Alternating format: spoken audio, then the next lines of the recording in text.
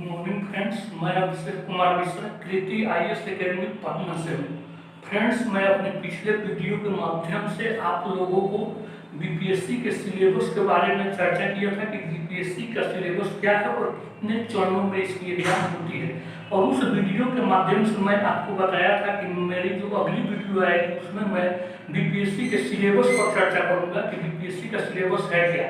तो आइए friends, BPSC के सिलेबस में सबसे पहले हम लोग पीटी का सिलेबस देखेंगे कि पीटी के सिलेबस में किस सब्जेक्ट से कितने प्रश्न पूछे जाते हैं और उसका सिलेबस क्या है। उसके बाद फ्रेंड्स, पीटी की सिलेबस पर चर्चा करने के बाद मैं आऊँगा मेंस के सिलेबस पर कि मेंस के सिलेबस में किस सब्जेक्ट से क्या क्या प्रश्न आते हैं और किस सब्जेक्ट में क्या क्या टॉपिक पढ़ना है। तो आइए फ्रेंड्स, मैं सबसे पहले चर्चा करता हूँ पीटी सिलेबस, पीटी के सिलेबस के बारे में। तो मैं आपको पहले भी फ्रेंड्स बता चुका हूँ कि पीटी का जो एग्जाम है वो 150 मार्क्स का होता है और ये ऑब्जेक्टिव एग्जाम होता है। तो फ्रेंड्स, इसमें देखिए, इस पर मैं लिखा हूँ कि उस विषय में उतना ही महत्व दीजिए जितना कि वो डिजर्व करता हो। तो फ्रेंड्स, उस विषय में आप उतना ही महत्व दीजिए जितना कि वो विषय बीपीएससी में डिजर्व करता हो। तो यहाँ पर देखिए हिस्ट्री, यहाँ पर इतिहास है फ्रेंड्स, हिस्ट्री यहाँ से 40 प्रश्न पूछे जाते हैं, यानी 40 प्रश्न हिस्ट्री से पूछे जाते हैं। हिस्ट्री में मॉडर्न हिस्ट्री, मेडाइवल हिस्ट्री और एशियंट हिस्ट्री, ये तीनों हिस्ट्री से मिलाकर के आपका 40 क्वेश्चन यहाँ से बनता है। इसका अगर वेटेज की बात करें कि पीटी में हिस्ट्री का वेटेज कितना है, तो ये 27% वेटेज इसका है हिस्ट्री का। तो 40 क्वेश्चन इसमें बिहार हिस्ट्री भी ऐड है। बिहार हिस्ट्री और एशियन हिस्ट्री, मॉडर्न हिस्ट्री और मेडाइवल हिस्ट्री, चारों हिस्ट्री से 40 क्वेश्चन इसमें आते हैं और इसका वेटेज 27% है। उसके बाद हम लोग बात करते हैं समसामयिकी करंट की। तो समसामयिकी की बात करें फ्रेंड्स, करंट की, तो यहाँ से लगभग बिहार करंट लेकर के 37 प्रश्न आपके बीपीएससी पीटी एग्जाम में पूछे जाते हैं और इसका वेटेज की बात करें तो 25% इसका वेटेज है पीटी एग्जाम में। उसके बाद फ्रेंड्स, मैं बात करता हूँ साइंस की, यानी विज्ञान की। तो विज्ञान से 20 प्रश्न आते हैं जिसमें फिजिक्स, केमिस्ट्री और बायो, जनरल साइंस से 20 क्वेश्चन आपको पूछे जाते हैं और इसका बीपीएससी पीटी में वेटेज की बात करें तो 30% यानी 13% वेटेज इसका बीपीएससी पीटी में है। उसके बाद फ्रेंड्स, मैं आपको बात करता हूँ भारतीय राज्य व्यवस्था, इंडियन पॉलिटी की। इस विषय लगभग पीटी में 15 प्रश्न पूछे जाते हैं, 15 नंबर के प्रश्न पूछे जाते हैं और इसका वेटेज जो है वो 10% है। उसके बाद फ्रेंड्स, मैं ज्योग्राफी की बात करता हूँ, भूगोल की। ज्योग्राफी से 15 क्वेश्चन यानी 15 क्वेश्चन पूछे जाते हैं और इसका वेटेज 10% है। और शास्त्र इकोनॉमिक्स से 13 क्वेश्चन पूछे जाते हैं और इसका वेटेज 9% है। मैथ्स से 10 क्वेश्चन रहते हैं और इसका वेटेज 7% है। तो टोटल 150 मार्क्स का बीपीएससी पीटी का एग्जाम होता है। और फ्रेंड्स, अगर आप बीपीएससी पीटी क्लियर करना चाहते हैं तो सबसे पहले आपको हिस्ट्री से 40 क्वेश्चन, इस पर आपको अच्छी पकड़ होनी चाहिए। हिस्ट्री पर फ्रेंड्स, आप सबसे पहले आप अपनी अच्छी पकड़ बनाइए क्योंकि हिस्ट्री से लगभग 40 क्वेश्चन एग्जाम में पूछे जाते हैं। उसके बाद समसामयिकी करंट से लगभग 35 से 37 क्वेश्चन पूछे जाते हैं, इसका भी वेटेज 25% है। उसके बाद फ्रेंड्स, साइंस विज्ञान से आप 20 क्वेश्चन कर सकते हैं, फिजिक्स, केमिस्ट्री, बायो से। अभी 65वीं का जो फ्रेंड्स एग्जाम हुआ था उसमें 40 क्वेश्चन साइंस से पूछा गया था, फिजिक्स, केमिस्ट्री और बायो तीनों से मिला करके 40 क्वेश्चन यहाँ से पूछे गए थे, लेकिन लगभग 20 प्रश्न यहाँ से पूछे जाते हैं। तो फ्रेंड्स, अगर हिस्ट्री, समसामयिकी और साइंस विज्ञान पर, ये 3 सब्जेक्ट पर अगर आपकी अच्छी पकड़ है तो आप इस पीटी एग्जाम को कंडक्ट कर सकते हैं, आप इसको निकाल सकते हैं। और इंडियन पॉलिटी, ज्योग्राफी, इकोनॉमिक्स और मैथ, इसको भी थोड़ा बहुत आप पढ़े हुए हैं तो आप अच्छा परफॉर्मेंस में कर सकते हैं। तो फ्रेंड्स, कहा जाता है कि जो सफर की शुरुआत करते हैं वो मंजिलों को पार करते हैं। जो सफर की शुरुआत करते हैं वो मंजिलों को पार करते हैं। बस एक बार चलने का हौसला रखिए, अच्छे लोगों के रास्ते भी इंतजार करते हैं। तो इसी को ध्यान में रखकर फ्रेंड्स, आप लोग पीटी की तैयारी कीजिए। और पीटी की तैयारी में हिस्ट्री की बात करें मैं फ्रेंड्स, हिस्ट्री इतिहास की बात करता हूँ तो इतिहास में एशियंट हिस्ट्री, उसका सिलेबस क्या है, जैसे आपको उसमें सिंधु घाटी सभ्यता पढ़ना है, पाषाण काल पढ़ना है, वैदिक सभ्यता पढ़ना है, जैन धर्म, बौद्ध धर्म पढ़ना है, उसके बाद धार्मिक सुधार आंदोलन पढ़ना है, 16 महाजनपदों को सूची पढ़ना है, मौर्य काल पढ़ना है, उसमें मौर्योत्तर काल पढ़ना है, गुप्त काल पढ़ना है, गुप्तोत्तर काल पढ़ना है, दक्षिण भारत के जो प्रमुख राजवंश थे उनको एशियन हिस्ट्री में पढ़ना है, और 800 से 600 ईसा पूर्व के जो ब्राह्मण युग है उसको एशियन हिस्ट्री में पढ़ना है। तो ये आपका एशियन हिस्ट्री का सिलेबस है। मेडाइवल हिस्ट्री के सिलेबस की बात करें फ्रेंड, तो मेडाइवल हिस्ट्री के सिलेबस में दिल्ली सल्तनत को पढ़ना है, मुगल काल को पढ़ना है, उसके बाद से सूफी आंदोलन को पढ़ना है। तो ये सब जो है ये मेडाइवल हिस्ट्री के पोर्शन है। उसके बाद मैं आधुनिक भारत की बात करूं तो आधुनिक भारत में जैसे यूरोपीय व्यापारिक कंपनियों का आगमन है, उसके बाद से 1857 के विद्रोह से पहले का विद्रोह है, धार्मिक सुधार, प्रमुख धार्मिक सुधार आंदोलन है जिसमें ब्रह्म समाज वगैरह है, उसके बाद से 1857 का विद्रोह है, उसके बाद से फ्रेंड्स 1885 यानी भारतीय राष्ट्रीय कांग्रेस से पूर्व गठित जो संस्थाएं हैं उसको इसका सिलेबस है मॉडर्न हिस्ट्री का। भारतीय राष्ट्रीय कांग्रेस 1885 है। उसके बाद से आते हैं धार्मिक स्वतंत्रता संग्राम आंदोलन में, जिसमें बंगाल विभाजन, चंपारण सत्याग्रह, असहयोग आंदोलन, सविनय अवज्ञा आंदोलन, भारत छोड़ो आंदोलन, उसके बाद से असहयोग आंदोलन है, दांडी मार्च है, कैबिनेट मिशन है, माउंटबेटन योजना है, क्रिप्स मिशन है। तो ये हम लोग मॉडर्न हिस्ट्री इसको पढ़ेंगे। तो ये आपका हिस्ट्री का सिलेबस है। समसामयिकी की बात करें तो समसामयिकी में आप राष्ट्रीय स्तर के जो घटनाक्रम है उसको देख सकते हैं, अंतर्राष्ट्रीय स्तर के घटनाक्रम को देख सकते हैं, और बिहार करंट को आप देख सकते हैं। साइंस में आपको बताया करंट या फिजिक्स, केमिस्ट्री, बायोलॉजी कीजिए। भारतीय राज्य व्यवस्था है तो संविधान का जो 22 भाग है, संविधान का जो 22 भाग है फ्रेंड्स वही आपका पीटी का सिलेबस है। वो संविधान का जो 22 भाग है उसको आप अच्छा से पढ़िए, अच्छा से रीडिंग कीजिए, उसका अच्छा से नोट्स बनाइए, तो आपका यहाँ से 15 क्वेश्चन आपका क्लियर होगा। और भारतीय राज्य व्यवस्था का आपका जो मेंस का पोर्शन है वो भी वहाँ से क्लियर होगा। ज्योग्राफी की बात करें फ्रेंड्स, ज्योग्राफी में बहुत सारे चैप्टर हैं। जैसे ज्योग्राफी को 3 भागों में बांटा गया है, आर्थिक भूगोल है, मानवीय भूगोल है, भारत का भूगोल है। तो उसमें जैसे मिट्टी पढ़ना है, जलवायु है, कृषि है, खनिज है, उद्योग है, उसके बाद से हिमालय है। तो इसको आप यहाँ से पढ़ सकते हैं, यहाँ से पढ़ सकते हैं। और इकोनॉमिक्स की बात करते हैं तो इकोनॉमिक्स में जैसे अर्थशास्त्र क्या है, राष्ट्रीय आय, GDP, GNP, NNP, SLR, CLR, CLR, मुद्रा एवं बैंकिंग है, बजट है फ्रेंड्स, गरीबी है, बेरोजगारी है, कृषि है, उद्योग है, खनिज है। तो आप यहाँ से अर्थशास्त्र को आप 13 क्वेश्चन यहाँ से 15 क्वेश्चन पढ़ सकते हैं। मैथ्स की बात करें फ्रेंड्स तो आप 10th और 12th क्लास की अगर मैथ पर आपकी पकड़ है तो आप यहाँ से क्वेश्चन पढ़ सकते हैं। तो फ्रेंड्स यहाँ से आप 150 मार्क्स का जो एग्जाम होता है जिसमें आप अच्छा परफॉर्म करके अपना रिजल्ट आप यहाँ से क्लियर कर सकते हैं। अब फ्रेंड्स मैं आपको बता दूं कि कट ऑफ कितना जाता है फ्रेंड्स। तो कट ऑफ की मैं बात करूं तो जनरल का इस बार तो 65 में कट ऑफ किया था फ्रेंड्स, वो 97 किया था। यानी आप 100 क्वेश्चन यहाँ से पढ़ते हैं, आप जनरल कैटेगरी में है, जनरल कैटेगरी में आप 100 क्वेश्चन आप कर लेते हैं तो आपका रिजल्ट यहाँ पीटी में हो जाएगा। उसी प्रकार ओबीसी का, ओबीसी की अगर बात करें तो इससे लगभग 5 नंबर जो कम है वो 92% ओबीसी का, 92 नंबर ओबीसी का है। एससी एसटी की बात करें, एससी एसटी की तो लगभग 85 से 90 क्वेश्चन अगर आप इसमें करते हैं तो आप पीटी में एग्जाम क्लियर कर सकते हैं और मेंस में आप एग्जाम दे सकते हैं और अपना सिलेक्शन आप ले सकते हैं। तो फ्रेंड्स आई होप आप अच्छा से इसको आप पीटी का तैयारी कीजिए। मैं यहाँ से सिलेबस आपको बता दिया हूँ, किस सब्जेक्ट से कितने प्रश्न आते हैं उसका मैं चर्चा कर चुका हूँ, और उसका वेटेज क्या है पीटी में उसकी मैं चर्चा कर चुका हूँ। अब आइए फ्रेंड्स मैं बात करता हूँ मेंस एग्जामिनेशन की। मेंस एग्जामिनेशन में हमको कौन कौन से सब्जेक्ट पढ़ना है और उस सब्जेक्ट में क्या क्या टॉपिक पढ़ना है और उस टॉपिक से क्या क्या प्रश्न बनते हैं, इसको फ्रेंड्स हम लोग मेंस में देखेंगे।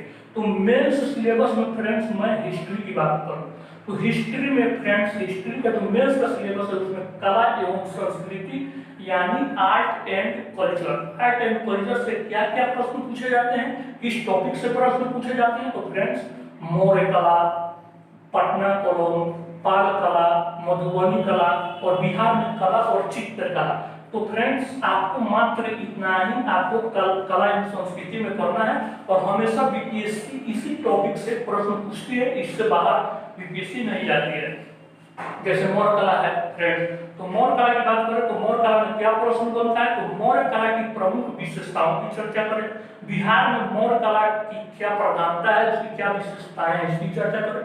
पटना कॉलम से बात करें तो पटना कॉलम की विशेषता क्या है?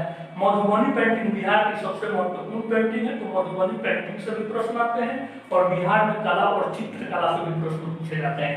तो कला एवं संस्कृति से फ्रेंड्स आपको इतने जो टॉपिक है उस पर आपको अच्छी से पकड़ करानी है, और इस पर आपकी पकड़ है तो आप यहाँ से आप क्वेश्चन पढ़ सकते हैं। और क्वेश्चन सिर्फ यहीं से आते हैं, दूसरे जगह से आपको क्वेश्चन नहीं मिलेंगे, सिर्फ इतना ही टॉपिक से मिलेंगे।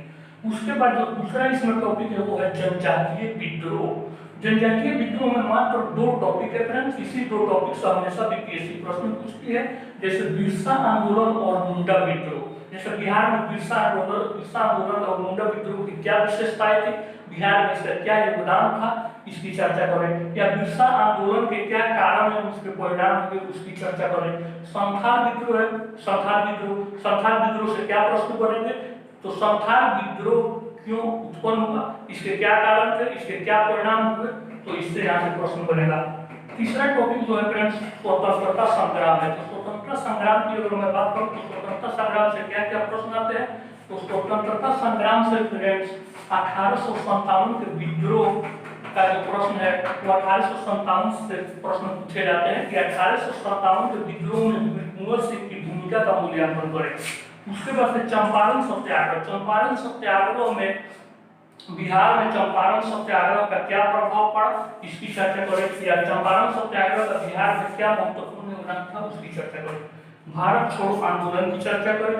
उसके बाद किसान आंदोलन से प्रश्न आते हैं। गांधी नेहरू टैगोर की भूमिका से प्रश्न आते हैं। अन्य आंदोलन से प्रश्न आते हैं। अन्य आंदोलन की बात करें फ्रेंड तो जैसे 1905 का जो बंगाल विभाजन है उससे प्रश्न पूछे जाते हैं। असहयोग आंदोलन से प्रश्न पूछे जाते हैं। सविनय अवज्ञा आंदोलन से भी प्रश्न बन सकते हैं। तो यहाँ से अन्य आंदोलन में आप इस प्रश्न को पढ़ सकते हैं। जैसे भारत छोड़ो आंदोलन में बिहार की क्या भूमिका है, असहयोग आंदोलन पर एक नातिक दीर्घ निबंध लिखे, यहाँ से भी क्वेश्चन पूछा जाता है। तो फ्रेंड्स एक बार यूपीएससी ने प्रश्न पूछा होगा कि असहयोग आंदोलन पर नातिक दीर्घ निबंध लिखे। तो नातिक दीर्घ बहुत से ऐसे बच्चे थे जो नातिक दीर्घ का हिंदी नहीं समझते थे कि उसका जो क्वेश्चन डिमांड कर रहा है वो क्या है। तो नातिक दीर्घ का फ्रेंड्स जो मेन क्वेश्चन होता है उसका होता है कि न बड़ा और न छोटा, या शॉर्ट में उसका आंसर लिखना है। अब जो लास्ट इसमें है हिस्ट्री में, जो लास्ट यहाँ से टॉपिक है वो है शिक्षा एवं अन्य बिंदु। तो शिक्षा से भी प्रश्न बिहार में पूछे जाते हैं। जैसे बिहार में शिक्षा एवं प्रेस की भूमिका की चर्चा करें। बिहार में तकनीकी शिक्षा का क्या प्रभाव पड़ा, इसके क्या परिणाम हुए, इसकी चर्चा करें। और 1900 से 1947 तक पश्चात शिक्षा की चर्चा करें। तो फ्रेंड्स हिस्ट्री से कला एवं संस्कृति, जनजातीय विद्रोह, स्वतंत्रता संग्राम और शिक्षा एवं अन्य बिंदु, यहाँ से आपके हिस्ट्री के जो प्रश्न बनते हैं वो यहाँ से बनते हैं। इससे और आपको क्वेश्चन नहीं मिलेंगे। तो अगर आप इतने टॉपिक पर अच्छे से पकड़ बना लेते हैं तो आप मेंस का जो फर्स्ट पेपर है उसको आप लिख सकते हैं। अब आइए फ्रेंड्स मैं बात करता हूँ भारतीय राज्य व्यवस्था इंडियन पॉलिटी की। तो इंडियन पॉलिटी की बात करूँ फ्रेंड्स तो इंडियन पॉलिटी में उद्देशिका यानी प्रियम्बल प्रस्तावना से प्रश्न बनते हैं। जैसे भारतीय संविधान की उद्देशिका को लिखने के लिए दे देता है, उसका महत्व क्या है, या उसमें जो शब्द है उसका क्या महत्व है, उसको लिखने के लिए देता है। उसके बाद नागरिकता सिटीजनशिप है। सिटीजनशिप से भी प्रश्न पूछे जाते हैं कि सिटीजनशिप से क्या प्रश्न बनते हैं, तो सिटीजनशिप से भी प्रश्न आपको बनते हैं। उसके बाद मौलिक अधिकार है। मौलिक अधिकार फंडामेंटल राइट्स से भी मेंस में क्वेश्चन देखने को मिलते हैं। जैसे मौलिक अधिकार क्या है, मौलिक अधिकार की विशेषताओं का उल्लेख करें, या मौलिक अधिकार क्या है, वर्तमान समय में उपलब्ध मौलिक अधिकारों की चर्चा करें। तो मौलिक अधिकार से भी यहाँ से प्रश्न आपके फंडामेंटल राइट्स से बनते हैं। उसके बाद राज्य के नीति निर्देशक तत्व है DPSP, directive principles of state policy. तो राज्य के नीति निर्देशक तत्व से भी आपके मेंस एग्जामिनेशन में प्रश्न आपको मिलेंगे। उसके बाद संघ है यूनियन से भी आपको प्रश्न देखने को मिलेंगे। यूनियन से 2 प्रकार के प्रश्न पूछे जाते हैं। संघ से राष्ट्रपति, जैसे राष्ट्रपति के चुनाव किस प्रकार से होते हैं, राष्ट्रपति के निर्वाचन की कार्य पद्धति का वर्णन करें, राष्ट्रपति के कार्य शक्तियों की विवेचना करें। तो यहाँ से आपको प्रश्न राष्ट्रपति से देखने को मिलेंगे। प्रधानमंत्री से भी प्रश्न आपको देखने को मिलेंगे कि प्रधानमंत्री के कार्य और शक्तियों की विवेचना करें। उसके बाद जो राज्य स्टेट है, यहाँ से भी 2 तरह के प्रश्न पूछे जाते हैं स्टेट से। तो यहाँ से 2 तरह के प्रश्न आपसे क्या पूछे जाएंगे फ्रेंड, तो राज्यपाल यानी जो गवर्नर होते हैं, यहाँ से आपको प्रश्न पूछे जाते हैं। कि राज्यपाल के कार्य और शक्तियों की विवेचना करें। राज्यपाल राज्य का संवैधानिक प्रधान होता है, कैसे? तो यहाँ से आपको प्रश्न मिलेंगे। मुख्यमंत्री से भी प्रश्न मिलेंगे कि मुख्यमंत्री के कार्य और शक्तियों की विवेचना करें। राज्यपाल से और फ्रेंड्स प्रश्न पूछे जाते हैं और हमेशा चर्चा में एक प्रश्न रहता है कि राज्यपाल जो है वो केंद्र का एजेंट है, इससे आप क्या समझते हैं? तो इसको भी आप अच्छे से ध्यान में रखें। संसद पार्लियामेंट से भी आपसे प्रश्न पूछे जाएंगे। न्यायपालिका जुडिशियरी से भी आपको प्रश्न देखने को बीपीएससी मेंस एग्जामिनेशन में मिलेंगे। जैसे प्राचीन भारत, मध्यकालीन भारत और आधुनिक भारत की स्थितियों का पुनरावलोकन करते हुए वर्तमान समय में न्यायपालिका की क्या विशेषताएं हैं, इसको बताएं। तो यहाँ से भी प्रश्न आपको मिलेंगे। केंद्र राज्य संबंध से प्रश्न आपको मिलेंगे। आपात उपबंध से प्रश्न मिलेंगे। निर्वाचन आयोग से भी प्रश्न आपको देखने को मिलेंगे। संविधान संशोधन से आपको प्रश्न मिलेंगे। स्थानीय स्वशासन से प्रश्न मिलेंगे और नगर पालिका से आपको प्रश्न मिलेंगे। तो फ्रेंड्स, इतने टॉपिक पर आपको भारतीय राज्य व्यवस्था में पकड़ बनानी है। इतने टॉपिक पर अगर आपकी पकड़ हो जाती है तो फ्रेंड्स, मैं आपको विश्वास दिलाता हूं कि आप यहां से मेंस के क्वेश्चन आप आसानी से कर सकते हैं और आसानी से यहां से लिखकर आप अपना सिलेक्शन ले सकते हैं। अब फ्रेंड्स, आइए मैं ज्योग्राफी की बात करता हूँ, भूगोल की, कि भूगोल में क्या क्या टॉपिक है और क्या क्या प्रश्न पूछे जाते हैं। जैसे जलवायु, तो भारतीय जलवायु की क्या विशेषताएं हैं उसको लिखिए। मृदा, भारत में मृदा के प्रसार क्षेत्र को बताते हुए मृदा की प्रमुख विशेषताओं की उल्लेख करें। उसके बाद जनसंख्या एवं नवीकरण से प्रश्न पूछे जाते हैं। उसके बाद से फ्रेंड्स, कृषि एवं पशुपालन से प्रश्न पूछे जाते हैं। कृषि को आप अच्छे से पढ़िएगा और कृषि के अच्छे से करंट बेस पर नोट्स आप बनाइएगा। उसके बाद से भारत के भू-आकृतिक प्रदेश से प्रश्न पूछे जाते हैं। जैसे हिमालय की उत्पत्ति के सिद्धांत की व्याख्या कीजिए। प्लेट विवर्तनिकी सिद्धांत की व्याख्या कीजिए। तो फ्रेंड्स, आप यहाँ से आप देख सकते हैं। खनिज संसाधन और उद्योग से भी प्रश्न पूछे जाते हैं। खनिज संसाधन भी आप अच्छा से नोट्स बनाइए और उद्योग का भी आप नोट्स बनाइए। परिवहन से भी क्वेश्चन पूछे जाते हैं। तो फ्रेंड्स, ज्योग्राफी में आप इतने टॉपिक को कवर बनाइए। मुझे विश्वास है कि आप यहाँ से आप अच्छे से अच्छे क्वेश्चन आप यहाँ से कर सकते हैं। और शास्त्र इकोनॉमिक्स की बात करें फ्रेंड्स, तो इकोनॉमिक्स में गरीबी, पोवर्टी से भी प्रश्न पूछे जाते हैं। गरीबी जैसे गरीबी क्या है, गरीबी रेखा किसे कहते हैं, गरीबी रेखा के निर्धारण के क्या तरीके हैं, गरीबी रेखा के दूर करने में क्या उपाय है, गरीबी के क्या कारण है, सरकार द्वारा गरीबी रेखा को दूर करने के लिए क्या प्रयास किए जा रहे हैं। तो यहाँ से गरीबी से प्रश्न पूछे जाते हैं। बेरोजगारी से प्रश्न बनेंगे कि बेरोजगारी से आप क्या समझते हैं, बेरोजगारी को दूर करने के और इसके क्या कारण है। कृषि से प्रश्न पूछे जाएंगे आपसे, एग्रीकल्चर से, बजट से प्रश्न पूछे जाएंगे। बजट जो अभी वर्तमान समय में जो बजट पेश होता है उसको आप अच्छे से नोट्स बनाइए, यहाँ से भी प्रश्न आपको पूछे जाएंगे। मुद्रा एवं बैंकिंग से प्रश्न पूछे जाएंगे। आर्थिक नियोजन है, कृषि उद्योग और व्यापार है और जनसंख्या है। यहाँ से आपको इकोनॉमिक्स के प्रश्न देखने को मिलेंगे। तो फ्रेंड्स, इतने टॉपिक पर अगर आपकी पकड़ मजबूत है तो आप यहाँ से मेंस के क्वेश्चन लिख सकते हैं। उसके बाद से राष्ट्रीय तथा अंतर्राष्ट्रीय महत्व का वर्तमान घटना चक्र, जो मेंस का फर्स्ट पेपर है, सामान्य अध्ययन फर्स्ट पेपर, उसमें इससे प्रश्न पूछे जाते हैं। जैसे भारत और चीन के बीच जो लद्दाख का विवाद चल रहा है उसको आप ध्यान में रखें। कोरोना वायरस जो अभी वर्तमान समय में चल रहा है उसका आप अच्छा से नोट्स बनाए फ्रेंड्स। और भी बहुत सारे मुद्दे हैं, जैसे अंतर्राष्ट्रीय स्तर के मुद्दे हैं, राष्ट्रीय स्तर के मुद्दे हैं, तो उसको आप यहाँ से पढ़ें। विज्ञान एवं प्रौद्योगिकी, साइंस एंड टेक है, तो साइंस एंड टेक के लिए आप बुक खरीदें। मैं अगला जो मेरा वीडियो आएगा फ्रेंड्स, उसमें मैं आपको प्रत्येक सब्जेक्ट का बुक लिस्ट बनाऊंगा कि किस सब्जेक्ट के लिए किस प्रकाशन का और किस राइटर का बुक पढ़ना है बीपीएससी के लिए। तो फ्रेंड्स, मेरा जो अगला वीडियो आएगा उसमें मैं बुक लिस्ट बनाऊंगा कि किस सब्जेक्ट के लिए कौन सा बुक आपको पढ़ना है। उसके बाद DI है, आरेखन और चित्रण है, तो यहाँ से आप प्रैक्टिस कर सकते हैं। यहाँ से आपको लगभग 73 या 74 नंबर के प्रश्न यहाँ से DI से पूछे जाते हैं, तो आप इसके लिए प्रैक्टिस कर सकते हैं। तो फ्रेंड्स, मेरा जो अगला वीडियो आएगा उसमें मैं आपको बताऊंगा कि किस बुक के लिए क्या राइटर और क्या प्रकाशन होंगे, उसका मैं एक लिस्ट बनाऊंगा और आप लोगों के समझ मैं अपना वीडियो प्रस्तुत करेंगे। धन्यवाद।